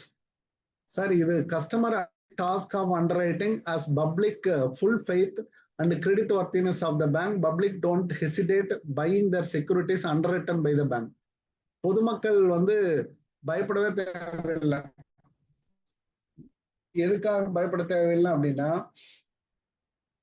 அதாவது ஷேரை சப்ஸ்கிரைப் பண்றோம் அப்படின்னு பாருங்க, ஷேரை வந்து ஸ்டாக் மார்க்கெட்ல இருந்து வாங்கணும். ஓகே, அப்போ பப்ளிக் போய் ஷேர் மார்க்கெட்ல இருந்து வாங்குறப்ப அவங்களுக்குன்னு ஒரு புரிதல் இருக்காது, இந்த நடைமுறையை அவங்க புரிஞ்சுக்க முடியாது. அதனால ஒரு பேங்க நியூ இஷ்யூல வரக்கூடியவங்க நியூ ஷேரை இஷ்யூ பண்றாங்க அப்படின்னா அவங்க பேங்கை வந்து அண்டர் ரைட்டை பண்ணிக்குவாங்க. பேங்கை வந்து using as underwriting services அண்டர் ரைட்டரா பயன்படுத்திக்குவாங்க. அப்படின்னு என்ன அர்த்தம்? சார் என்னோட ஷேர் எல்லாம் உங்ககிட்ட கொடுத்துட்றேன் அப்படிம்பாங்க. காட் இட், கொடுங்க அப்படின்னு சொல்லிட்டு வாங்கிட்டு அந்த பேங்கை இஷ்யூ பண்ணும். அதனால என்ன ஆகும்? பேங்கினுடைய கஸ்டமர் நம்ம பேங்க் இஷ்யூ பண்ணுது அதனால நாம வாங்கிப்போம் அப்படின்னு சொல்லி ஷேரை சப்ஸ்கிரைப் பண்ணுவோம். ஷேரை சப்ஸ்கிரைப் பண்ணக்கூடிய ஆப்ஷனுக்கு தான் underwriting. Public to not hesitate அப்படின்னா என்ன அர்த்தம்? தயக்கமே இல்லாம வாங்குவாங்க. தயக்கம் இல்லாமல் buying securities underwritten by the bank. Bank offer பண்ணுது அப்படின்னா நான் வாங்குவேன் இல்லையா? என்னுடைய பேங்க்ல electronic banking services general utility such as debit card, credit card and internet banking எல்லாமே பாத்தீங்கன்னா ஜெனரல் யூட்டிலிட்டி ஃபங்க்ஷன். ஓகே, அதில் இருக்கக்கூடியதை விட எக்ஸ்ட்ரா இருக்கு, நல்லா படிச்சுக்கணும். அதர் ஃபங்க்ஷன் மணி சப்ளை, பண அளிப்பு. இது ஒரு அதர் ஃபங்க்ஷன். பட் இதை எலாபரேட்டா நம்ம டீட்டெயிலாவே நடத்தியிருப்போம். இருந்தாலும் இங்கே சொல்லிட்டா போயிடலாம். One of the important functions of commercial bank help increasing money supply. பணத்தினுடைய அளிப்பை உருவாக்குறது வங்கிகள் தான் அப்படின்னு சொல்றாங்க. இவங்களோட ஹெல்ப் மூலமா தான் நம்ம என்ன பண்ண முடியும்? ஆர்பிஐ பண அளிப்பு நடவடிக்கைகளை மேற்கொள்கிறது. For instance, bank lend 5 lakhs an individual open and demand deposit. அப்போ பேங்க் என்ன பண்ணுச்சு அப்படின்னா ஒரு 5 லட்சம் ரூபாய் இண்டிவிஜுவல்ட்ட இருந்து டிமாண்ட் டெபாசிட் வாங்கியிருக்கு அப்படின்னா the same name of individual அவங்களோட பேர்ல the bank makes credit entry. அவங்க என்ன செய்வாங்க? ஒரு கிரெடிட் என்ட்ரியை 5 lakhsக்கு போட்டு வச்சுக்குவாங்க total account. This leads to creation of demand deposit in that account அப்படின்னு சொல்லி இந்த அக்கௌண்ட்ல இருந்து 5 lakhsக்கு கிரெடிட் டிரான்சாக்ஷன் ஆயிருக்கு அப்படின்னு போட்டுருவாங்க. The point to be noticed here, there is no payment in cash. இந்த 5 லட்சம் ரூபாய் உள்ள வந்திருக்கு, வெளியில போகல. Without printing the additional money the supply of money is increased. அப்படின்னா என்ன அர்த்தங்க? ஆர்பிஐனுடைய கையில பணம் வந்துருச்சுங்க, புரியுதாங்க? நோட்டை அடிச்சு மக்களுக்கு கொடுக்கறதுக்கு பதிலா நீங்க டிமாண்ட் டெபாசிட் கொடுத்தா அச்சடிச்ச நோட்டு எங்க போயிடுங்க? ஆர்பிஐ கையில போயிடும். அப்படித்தானே பொருள்? புரியலையாங்க சார்? இன்னொரு வாட்டி சொல்லுங்க சார். ஆர்பிஐ இருக்கு இல்லையா, உங்க பணம் ஆர்பிஐ வெளியிட்ட பணம் இப்ப யார் கையில இருக்கும்? பப்ளிக். இங்க பப்ளிக் கையில இருக்கும். எப்போ? இஷ்யூவிங் கரன்சி இஷ்யூ பண்ணதுமே இப்ப யாருகிட்ட இருக்கும்? பப்ளிக் கிட்ட இருக்கும். நீங்க தானே சம்பாதிச்சிருப்பீங்க, சொத்தை வித்திருப்பீங்க அல்லது சம்பளம் வாங்கியிருப்பீங்க, ஏதாவது ஒரு வகையில இந்த காகித பணத்தை வாங்கியிருப்பீங்க. இப்போ இந்த காகித பணம் ஆர்பிஐ கிட்ட எப்படி போகும்? மறுபடியும் நீங்க அவர்கிட்ட இல்ல எனக்கு இந்த பணம் வேண்டாம் அப்படின்னா நம்ம திருப்பி கொடுப்போம்? செய்ய மாட்டோம். அப்போ பேங்க்ல கொண்டு வந்து நம்ம என்ன பண்றோம் அப்படின்னா நம்மளுடைய பேங்க், கமர்ஷியல் பேங்க், அப்போ இவங்கள்ட்ட கொண்டு வந்து நம்ம என்ன செய்யறோங்க? இன்வெஸ்ட் பண்றோம். இன்வெஸ்ட் பண்றதுன்னா அப்படின்னா பேங்க்ல இருந்தாலும் ஒண்ணுதான், ஆர்பிஐ இருந்தாலும் ஒண்ணுதான் அப்படின்றான். அப்ப இந்த பேங்க் மறுபடியும் போற மாதிரி சமங்க. கமர்ஷியல் பேங்க் இவங்களோட கண்ட்ரோல்ல தானே இருக்காங்க, மறுபடியும் ஆர்பிஐட்டே போறதுக்கு சமம். அப்படின்னா என்ன? மறுபடியும் இந்த 5 லட்சம் ரூபாய்க்கு நோட் அடிக்கணுமான தேவையில்லை. புரியுதான்னு பாருங்க. அப்போ இந்த 5 லட்சம் ரூபாய் நம்ம கையில் இருக்க, இன்னும் வேற யாராவது கேட்டாங்கனாலும் நம்ம கொடுக்கலாம் அப்படின்ற ஆர்பிஐ வச்சுக்கோங்க. அப்போ சர்க்குலேட்டிங் மணிய சப்ளைய கொடுக்கறதோட மட்டும் இல்லாம சப்ளையை கட்டுப்படுத்துற வேலைகளையும் இந்த கமர்ஷியல் பேங்க் செய்யுது. இவங்க ஹெல்ப்ல தான் செய்யறாங்க அப்படின்னு அர்த்தம். மணி சப்ளைய அதிகப்படுத்துறாங்க, நோட்டே அடிக்காம என்ன பண்ணிட்டே இருக்காங்க? சர்க்குலேட் பண்றாங்கன்னு அர்த்தம். பண்றாங்க. புரிஞ்சிச்சு சார். தேங்க்யூ. அதாவது without additional printing of money, ஏற்கனவே 5 லட்சம் ரூபாய் வெளியே போயிடுச்சு. இப்ப டெபாசிட் வந்ததுனால உங்களுக்கு என்ன ஆயிடுச்சு? மறுபடியும் அவங்களுக்கு 5 லட்சம் ரூபாய் வெளியிடலாம். அப்படின்னா கிரியேட் த டிமாண்ட். 5 வருஷத்துக்கு தேவையில்லை சார், ரொட்டேஷன் விடுறதுன்னு சொல்லுவோம். ஆர்பிஐ இருந்து நாம இப்ப அதை நல்லா பயன்படுத்திட்டு இருக்கோம். அடுத்தது கிரெடிட் கிரியேஷன், கடன் உருவாக்கம். the multiplication of loans and advances. Multiply பண்ணிட்டே போறது, நிறைய பேருக்கு லோன் கொடுக்குது. அப்போ commercial banks receive deposits from the public, use the deposits, give the loans. லோனை கொடுத்துக்கிட்டே இருப்பாங்க. அப்போ டெபாசிட்டை வாங்கி அந்த டெபாசிட்டை மறுபடியும் பப்ளிக் கிட்ட இன்னொருத்தருக்கு லோனை கொடுக்கிறது. However, the loan offered many times more than the deposit received by the bank. பாருங்க, ரிசீவ் பண்ற தொகையை விட அதிகமா லோன் தருவாங்க. This functions is known as credit creation அப்படின்னு சொல்றாங்க. அப்போ டெபாசிட்டை வாங்கி மறுபடியும் நீங்க கடன் கொடுக்குறீங்க. அப்போ அதுல இருந்து நீங்க இன்கம் ஜென்ரேட் ஆகிட்டே இருக்கும். அவங்கள்ட்ட இருந்து இன்ட்ரெஸ்ட் வாங்குவீங்க, இவங்களுக்கு இன்ட்ரெஸ்ட்டை ப்ரொவைட் பண்ணுவீங்க. எல்லா ஃபெசிலிட்டியும் நீங்க பண்ணிட்டே இருக்கிறதுனால கிரெடிட் அந்த இடத்துல கிரியேட் ஆகிட்டே இருக்கும். ஸ்டாட்டிஸ்டிக்ஸ் எல்லாம் கலெக்ஷன் பண்ணி தராங்க. ஸ்டாட்டிஸ்டிக்ஸ்னா நமக்கே தெரியும். ஒரு கஸ்டமரோட ஸ்டாட்டிஸ்டிக்ஸ் வேணாலும் இவங்களோட கிரெடிட் ஒர்த்தினஸ் கொடுக்கும். அதான் சிபில் ஸ்கோர் அப்படின்னு சொல்றாங்க இல்லைங்களா. அந்த பேங்க் கலெக்ட் பப்ளிஷ்டு டேட்டா, ஒருவேளை இண்டஸ்ட்ரியல் டேட்டா வேணாலும் பண்ணி தருவாங்க. Customers advice the customers and the public authorities financial matter. உங்களுக்கு ஏதாவது ஹெல்ப் பண்ணா இதையும் செஞ்சு தராங்க. இன்வெஸ்ட்மெண்ட் எல்லாம் பாருங்க, இன்வெஸ்ட்மெண்ட்லாம் எந்த ஷேர் வாங்கினா உங்களுக்கு நல்லா இருக்குங்கிற அட்வைஸ் எல்லாம் கொடுக்குறாங்க. இப்போ பேங்க் இன்வெஸ்ட்மெண்ட் பேங்கிங் ஓரியன்டா இருக்கிறதுக்கு எல்லாமே ப்ரொவைட் பண்ணிட்டு தான் இருக்கும். சரி, என்னென்ன மெக்கானிசம் கிரியேட் பண்றாங்க கிரெடிட் கிரியேஷனுக்கு? இது நமக்கு ஆக்சுவலா சிலபஸ்ல ஒரு டாபிக் இல்லை, பட் தெரிஞ்சுக்கணும். Money is created with the bank lending services. மணியை எப்படி கிரியேட் பண்றாங்க? லெண்டிங் சர்வீசஸ், கடன் கொடுக்கறதன் மூலமா மணி சப்ளையை மறுபடியும் கொண்டு வராங்க. சரி, likewise destroyed when the loans are repaid by the borrower, the banks consequently credit already created by the bank. எல்லாமே சார், நீங்க ஒருத்தரோட பணத்தை உள்ள வாங்கி மறுபடியும் இன்னொருத்தருக்கு கிரியேட் பண்றீங்க, அதுதான் கிரெடிட் கிரியேஷன். டெபாசிட்டை வாங்கி இன்னொருத்தருக்கு கடன் கொடுக்குறீங்க. ஓகே, இதெல்லாம் ஒரு வகையிலான டிமாண்ட். இப்போ அந்த கிரெடிட் கிரியேஷனை பத்தி ஒரு இது போட்டிருப்பாங்க. மணி மல்டிப்ளையர் அப்படின்ற ஒரு டாபிக் இருக்கும். அந்த டாபிக்கை பத்தி பேசுவோம். இதுல பாருங்க, இங்க கொடுத்திருக்காங்க பாருங்க, credit creation. The power of banks to create deposits. The power of banks to create deposits through expanding loans and advances is known as credit creation. Deposit create பண்ணி அதுல இருந்து லோன் அண்ட் அட்வான்ஸ் கொடுக்கறதுக்கு பேர் தான் credit creation, வேற ஒண்ணும் இல்லைங்க. அடுத்தது இதுல மூணு வகையான டெபாசிட்டா இதை பாக்குறாங்க. ஒன்னு active deposit, sorry primary deposit, passive deposit, active deposit. இதுலயே வேர்ட் இருக்குங்க. பாசிவ்னா அப்படியே கிடக்கும் சார், ஒருத்தர் உணர்ந்து போட்டாரு சார், 5 வருஷமாச்சு திரும்பியே வாங்கல அப்படின்னா அது வட்டி அக்குமுலேட் ஆகிட்டே இருக்கும்.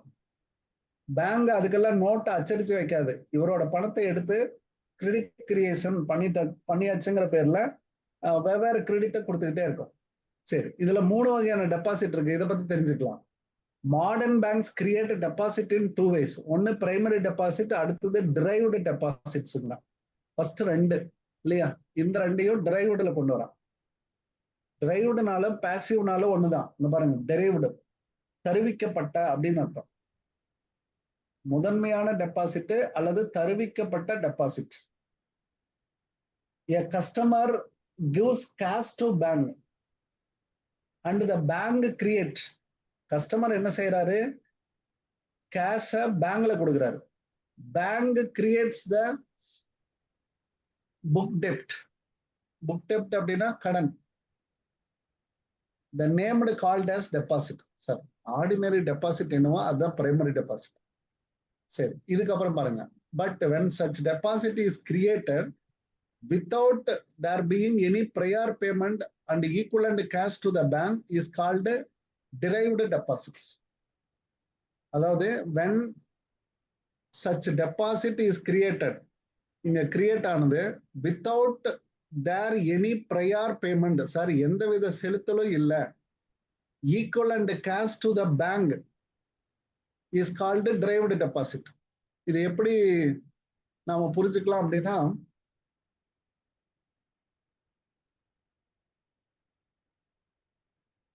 ஃபர்ஸ்ட் ஒரு டெபாசிட்டை கொண்டு வந்து எஸ்பி அக்கௌண்ட்ல போடுறீங்க.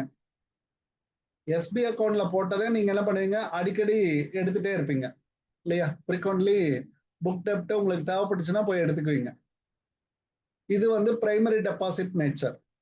இதே வந்து without there any prior payment, முன்னாடி நான் கேட்கவே மாட்டேன் அப்படின்னு சொல்லி ஒரு பணத்தை கேஷா கொண்டு போய் நம்ம பேங்க்ல கொடுத்து வச்சிருது. Normally called as FD, RT.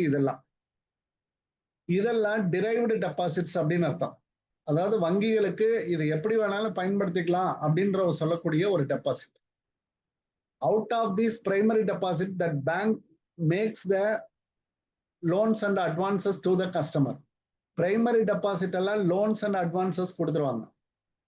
The initiatives taken by the customer themselves, the role of the bank is passive.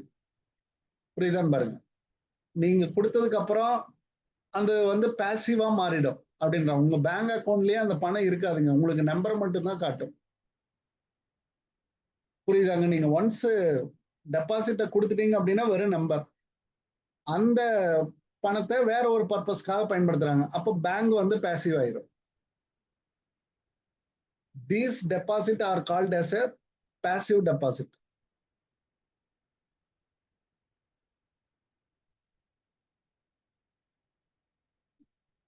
Okay, தமிழ்ல ஒரு வாட்டி நல்லா எடுத்து படிச்சு பாருங்க. இந்த இடம் மட்டும் நல்லா புரியும் தமிழ்ல என்ன மாதிரி இருக்கு அப்படின்றத.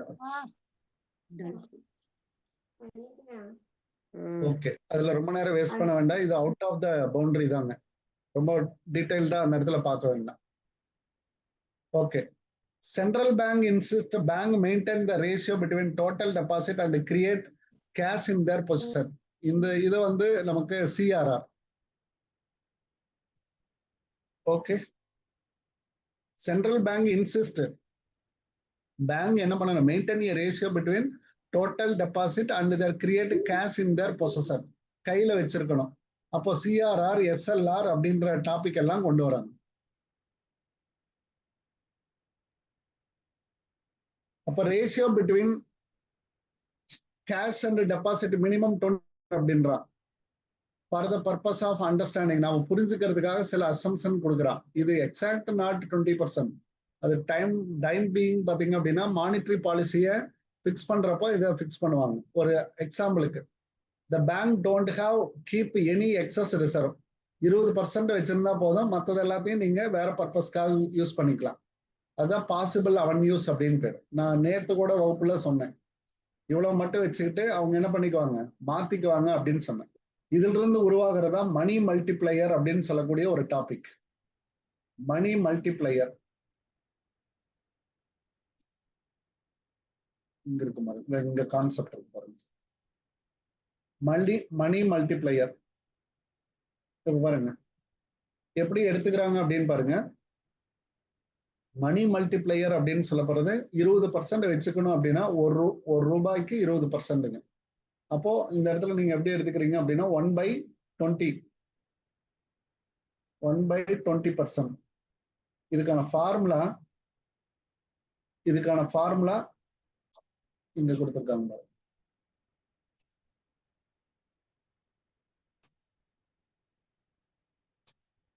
நானே சொல்லிடுறேன்.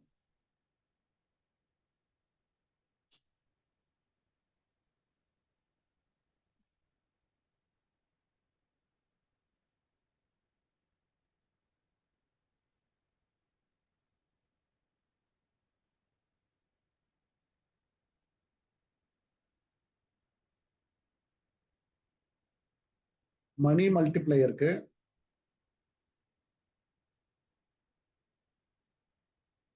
ஓகே, ஆர்பிஐ கொடுக்குது இல்லைங்களா, அந்த மணி மல்டிப்ளையருக்கான ஃபார்முலா.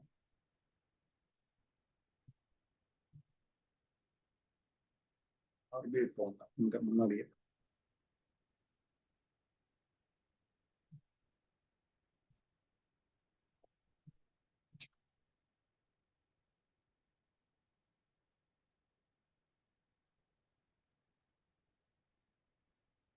இங்க இருக்கு பாருங்க, மணி மல்டிப்ளையர் அப்படின்றதுக்கு 1/cash reserve ratio. 1/cash reserve ratio இங்க கொடுத்துருக்கோம் பாருங்க. 1/cash reserve ratio அப்படின்னு கொடுத்துருப்பேன். இருக்காங்க, தெரியுதாங்க இந்த பாயிண்ட்? Yes sir. சார் தெரியுது.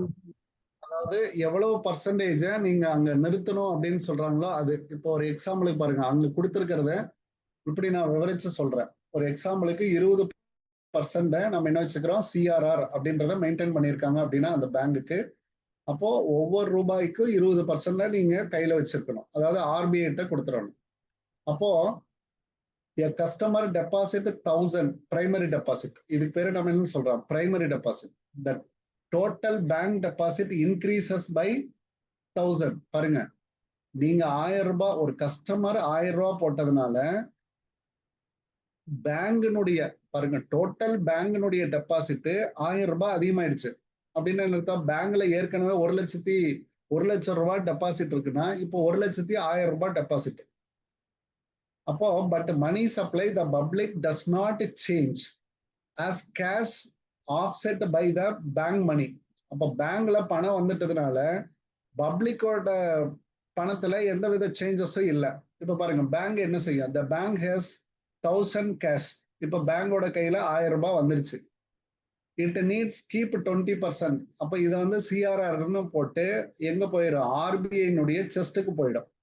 இருக்கு இல்லைங்களா, ஆர்பிஐனுடைய செஸ்ட்ல கொண்டே வச்சிடணும். It has excess cash reserve 800 இருக்கு. இப்ப 800 ரூபாய் இருக்கு இல்லைங்களா எக்ஸஸ், மீதி 1000 ரூபாயில 200 ரூபாய் 20% போச்சு. த பேங்க் லெண்ட் அவுட் 800 ரூபாய். அப்ப இந்த 800 ரூபாயை நீங்க என்ன பண்ணலாம், கடன் கொடுக்கலாம், கடன் தரலாம். இப்போ the debtor deposits in another bank, bank வந்து பி அப்படின்னு வச்சுக்கோங்க. இப்ப நம்மகிட்ட வந்து பி கிரியேட்ஸ் டெபாசிட்ஸ் 800. நீங்க கஸ்டமர்கிட்ட வாங்கினத இப்போ ஏ பேங்குக்கு வந்துருச்சு. இதெல்லாம் பேங்க், இது ஏ பேங்க். இப்போ ஏ பேங்க் என்ன செய்யலாம் அப்படின்னா பிங்கிற ஒரு பேங்குக்கு அங்க கொண்டே டெபாசிட் பண்ணி வச்சிடலாம். சார் நீங்க ஆர்பிஐல 20% பண்றீங்க இல்லையா, அதுக்கு இன்ட்ரெஸ்ட் தரும் ஆர்பிஐ. நானே சொன்னேன் அப்பா மகன் அப்படின்னு சொல்லியிருக்கேன் இல்லைங்களா. அப்பா மகன், அப்பா போய் மகன்கிட்ட, சரி அப்பாட்ட போய் நம்ம காசு வாங்கினோம் அப்படின்னா நாம மறுபடியும் அவருக்கு இன்ட்ரெஸ்ட் கொடுக்கணும். அதே மாதிரிதான் இங்கேயும் ரெசிப்ரோக்கலா, அதான் ரிப்போ ரிவர்ஸ் ரிப்போ அப்படின்னு சொல்லுவோம். ரிப்போ ரிவர்ஸ் ரிப்போ இந்த ரெண்டுமே என்னங்க, ரிப்போ அப்படின்னா என்ன அர்த்தங்க, இன்ட்ரெஸ்ட். இன்டர் பேங்க் டிரான்ஸ்ஃபர் இருக்கு இல்லைங்களா, இன்ட்ரெஸ்ட், இன்டர் பேங்க் டிரான்ஸ்ஃபர்னுடைய இன்ட்ரெஸ்ட். நாம பப்ளிக்னு சொல்லக்கூடாது, பப்ளிக் இன்ட்ரெஸ்ட் வேற, ரிப்போ ரிசர்வ் இன்ட்ரெஸ்ட்ங்கிறது வேற. ரீபர்ச்சேஸ், ரிவர்ஸ் ரிப்போ, இந்த ரெண்டையும் இப்போ ஏங்கிற பேங்க் பிங்கிற பேங்க்ல கொண்டு இன்வெஸ்ட் பண்றாங்கன்னு பாருங்க. அப்ப இந்த ஸ்டேஜுக்கு பேரு பிரைமரி டெபாசிட். இந்த ஸ்டேஜுக்கு பேரு பிரைமரி டெபாசிட், நாம முதன்மை. அடுத்தது இந்த ஏ பேங்க் பி பேங்க்ல கொண்டு இந்த 800 ரூபாய போடுறான் பாருங்க, 800 ரூபாய போடுறான். ஏன்னா 1000 ரூபாய் கஸ்டமர் கொடுத்தாரு, அந்த 1000த்துல 20% இவன் ஆர்பிஐ செஸ்ட்டுக்கு அனுப்பிச்சுட்டு மிச்சம் இருக்கிற 800 ரூபாயை இன்னொரு பேங்க்ல கொண்டு இன்வெஸ்ட் பண்ணிட்டான். இந்த இன்வெஸ்ட் பண்ணதுக்கு பேரு டெபாசிட். ஓகேவா? அப்படின்னா என்ன, ஏவோட பணமே இல்லைங்க, அது அதோட கஸ்டமரோட பணம் இருந்தாலும் அவன் இன்வெஸ்ட் பண்றான். இது பேரு passive deposit. The bank be excess cash reserve of 800 minus 20%. அதுல மறுபடியும் இப்ப பி வந்து இன்னொரு சிங்கிற ஒரு பேங்குக்கு கடன் கொடுக்குறான்னு பாருங்க. இவனு இப்ப யாருகிட்ட டெபாசிட் பாஸ் ஆயிடுச்சு, ஏ பேங்க்ல டெபாசிட் இருந்தது, இப்ப பி பேங்குக்கு டெபாசிட் போயிடுச்சு. 800 ரூபாய் பில டெபாசிட் பண்ணிருக்கான்னு அர்த்தம். அப்ப அவன் மறுபடியும் இங்க கொடுக்குறப்போ நம்ம அவன் எவ்வளவு கொடுப்பான், 20% லெஸ் பண்ணிடுவான். இவன் 20% ஆர்பிஐ கொடுத்துட்டு இவன் மறுபடியும் அனுப்புவான், இவன் மறுபடியும் அடுத்த பேங்க்ல இன்வெஸ்ட் பண்ணுவான். அப்போ 640 போகும். இதுதான் கிரெடிட் கிரியேஷன் அப்படின்னு சொல்றாங்க. கிரெடிட் கிரியேஷன் இப்படிதான் உருவாக்கப்படுதுன்றாங்க. அப்போ ஒவ்வொரு பேங்க்லயும் நீங்க இன்வெஸ்ட் பண்ணிட்டே இருந்தீங்கன்னா அது என்ன ஆகும், ஆர்பிஐக்கு 20% மேல போயிட்டே இருக்கும். அதே சமயம் நீங்க எவ்வளவு லோன் கொடுக்குறீங்களோ இந்த பணம் தான் கடைசியா மிச்சம் இருக்கிறது தான் நீங்க லோன் கொடுக்க முடியும் அப்படின்னு அர்த்தம். அப்ப இது ப்ராசஸ் கண்டினியூ ஆயிட்டே இருக்கும். பி லென்ஸ் 640 இதுதான் கடனா கொடுக்கக்கூடிய தொகை. கடனாக கொடுக்கக்கூடிய தொகை which find the way the bank creates சிக்கு போற 340 ரூபாய் டெபாசிட்டா போகுது. Ultimately total deposit will grow. பாருங்க, ஃபர்ஸ்ட் இருந்தவர்கிட்ட 1000 ரூபாய், அடுத்து இருந்த டெபாசிட்டுக்கு 800, அடுத்து இருந்த டெபாசிட்டுக்கு 640. அப்ப எவ்வளவு grow ஆயிருக்குன்னு பாருங்க. ஒரு 1000 ரூபாங்கிற பணம் 1000 இது மூணு ஸ்டேஜ் மட்டும் கூட்டுங்க. இங்க ஒரு 800 பிளஸ் 640 1440 ரூபாயே ஆயிருக்கு. கரெக்டாங்க? 2440 ரூபா. இதெல்லாம் கூட்டினீங்கன்னா இதுதான் மணி மல்டிப்ளையர். மணியே மல்டிப்ளை ஆகுது அப்படின்னு சொல்றாங்க. அதான் இந்த எக்ஸாம்பிள்ல சொல்றாங்க. கேஷ் ரிசர்வ் ரேஷியோவால நீங்க வகுக்கணும். 1 கேஷ் ரிசர்வ் ரேஷியோங்கிறது டோட்டல் கிரெடிட் கிரியேஷன் அப்படின்னு அர்த்தம். Initial deposit into money multiplier. இதனால பண்ணீங்கன்னா உங்களுக்கு எவ்வளவுன்னு கிடைச்சிருமா? அப்போ 1000 ரூபாய் இவர் போட்டிருக்காரு. இதுல மணி மல்டிப்ளையர் இங்க பாருங்க, இந்த வேல்யூ கண்டுபிடிக்கிறோம் இல்லையா? சிஆர்ஆர் எவ்வளவு இருக்கோ அதை வச்சு கண்டுபிடிக்கிறதா மணி மல்டிப்ளையர். அதுல போட்டோம் அப்படின்னா டோட்டல் கிரியேட் 5000 ரூபாய். 1000 ரூபாய் இன்வெஸ்ட் பண்ற மணி எவ்வளவா கிரியேட் ஆயிருக்குங்கன்னா 5000 ரூபாயா கிரியேட் ஆயிருக்குமா? பேங்க் டு பேங்க் டிரான்ஸ்ஃபர் ஆனாவே உங்களுக்கு 5000 ரூபாய் இந்த இடத்துல கிரியேட் ஆயிருக்கும் அப்படின்னு சொல்றாங்க. இதுல தான் நமக்கு ப்ராப்ளம் கேட்கலாம், ப்ராப்ளம் கூட கேட்கலாம் இதுல. அப்போ சிஆர்ஆர் கொடுத்துட்டாங்கன்னு பாருங்க. சிஆர்ஆர் ஒரு 25% கொடுக்குறாங்க அப்படின்னா இப்போ மணி மல்டிப்ளையரை கண்டுபிடிங்க. மணி மல்டிப்ளையர் அப்போ உங்களுக்கு என்ன வரும்? 1/25%. அப்போ 1/4ங்கிறதுக்கு சமம். அல்லது 25%னா 25 கீழே வச்சுக்கோங்க பை 100. அப்போ உங்களுக்கு என்ன ஆகும்? 1/25 into 100 equal to 4. இப்போ ஒரு இன்வெஸ்ட்மெண்ட் நீங்க 2000 ரூபாய் கொடுக்குறீங்க அப்படின்னா, இன்வெஸ்ட்மெண்ட் ஆஃப் 2000 இருக்கு அப்படின்னா இது எவ்வளவு மணி மல்டிப்ளையரா கிரியேட் ஆயிருக்கும்? எவ்வளவு டோட்டல் கிரெடிட் கிரியேஷன் ஆயிருக்கும்? டெபாசிட் ஆஃப் 2000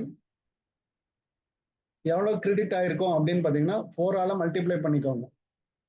8000 அப்படின்னு அர்த்தம் total credit creation. Okay, got it or not? Yes, sir. அதனாலதான் பணமே குறைவா அச்சடிக்கும் ஆர்பிஐ. அதுக்கப்புறம் அங்க இருக்கிற பணத்தையே ரொட்டேட் பண்ணும், என்கரேஜ் பண்ணுவாங்க பேங்க. எதுக்காக என்கரேஜ் பண்றாங்க? நீங்க நிறைய பணத்தை கொண்டு வாங்க அப்படின்னு சொல்லி என்கரேஜ் பண்ணுவாங்க. அதுக்காக கொண்டு வரதான் இந்த பார்ட்டு. புத்தகத்துல படிச்சா உங்களுக்கு கன்ஃபியூஸா இருக்கும், அதனால இதுல படிங்க, easy.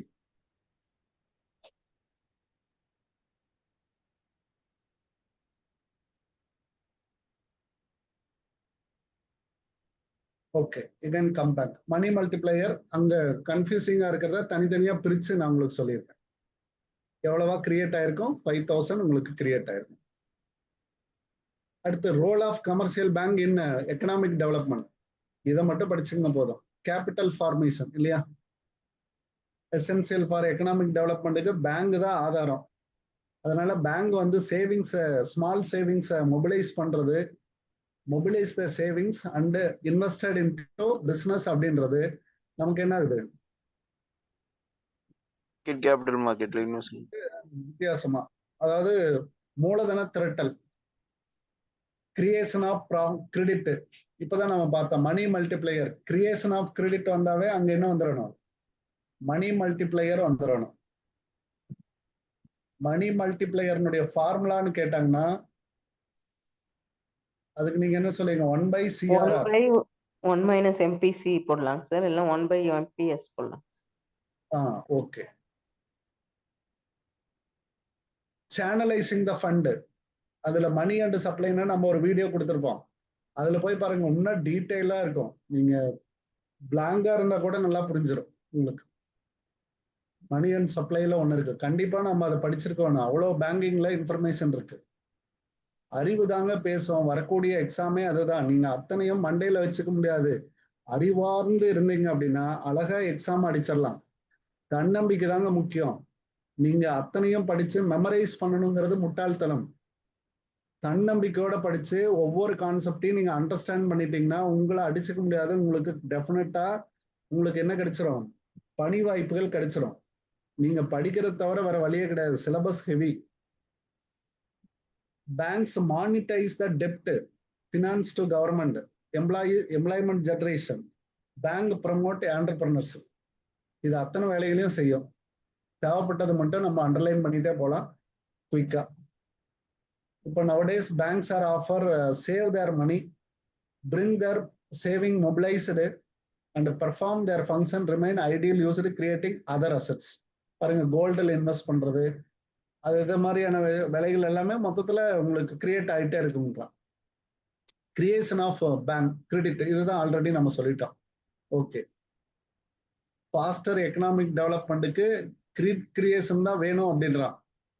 Banks savings mobilised by the productive purpose. Savings ஏன் பண்றோம்? ப்ரொடக்டிவ் பர்பஸ்க்காக. அப்போ இந்த ஃபண்டை திருப்பி விடுங்க. அப்போ pooled savings should be allocated to various sector.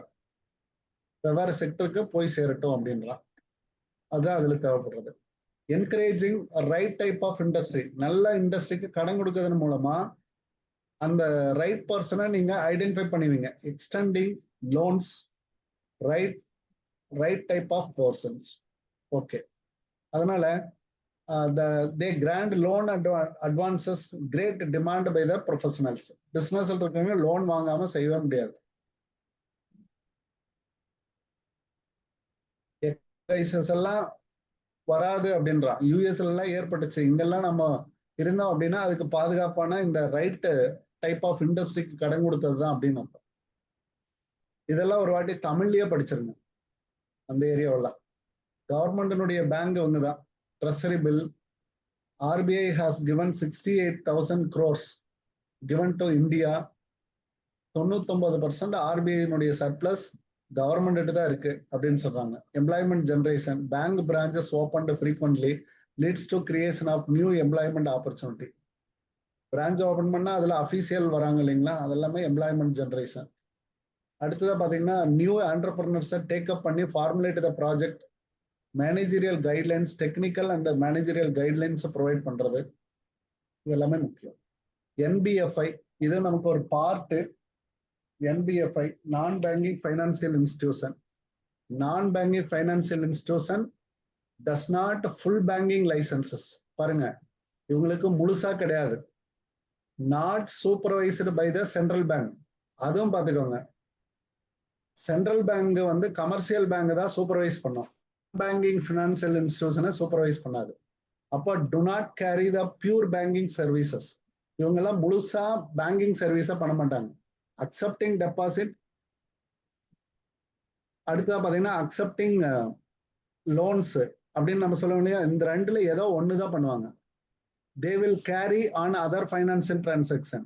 எதெல்லாம் இருக்கலாம்? Mobilise the people savings, use their fund to finance expenditure, investment ஆக்டிவிட்டியை மட்டும் பண்ணுவாங்க. அந்த மாதிரி பேங்க் டெவலப்மெண்ட்ஸ் இது மட்டும் பண்ண, இன்சூரன்ஸ் சர்வீஸ் மட்டும் பண்ணுவாங்க. அதெல்லாம் இதுல வரும். Their institution undertake borrowings and lending are in their operating the both money and capital market. Capital மார்க்கெட்டோட செயல்படுவாங்க அல்லது லெண்டிங்கை மட்டும் வச்சுக்குவாங்க. UTA எல்லாம் அந்த கேட்டகரியில வருது. Unit Trust of India. அதே மாதிரி இன்சூரன்ஸை மட்டும் ப்ரொவைட் பண்ணுவாங்க. அக்செப்டிங் டெபாசிட் தானே. LIC, GIC எல்லாம் இன்சூரன்ஸை மட்டும் வாங்குவாங்க. மக்கள்கிட்ட இருந்து டெபாசிட்டை மட்டும் வாங்குவாங்க. இவங்கெல்லாம் credit creation agency, credit rating ஏஜென்சியா UTA எல்லாம் செயல்படும். Okay, NBI broadly classified into stock market operation, other financial இன்ஸ்டிடியூஷனா ரெண்டு கேட்டகரியா பிரிக்கலாம். இதெல்லாம் ஒரு வாட்டி படிச்சிருங்க. அடுத்தது சென்ட்ரல் பேங்க், RBI நமக்கு பெரிய டாபிக், நல்லாவே படிச்சிடணும். இதுல நிறைய முக்கியமான விஷயங்கள் இருக்கும். Central bank are also commercial bank system of their respective countries.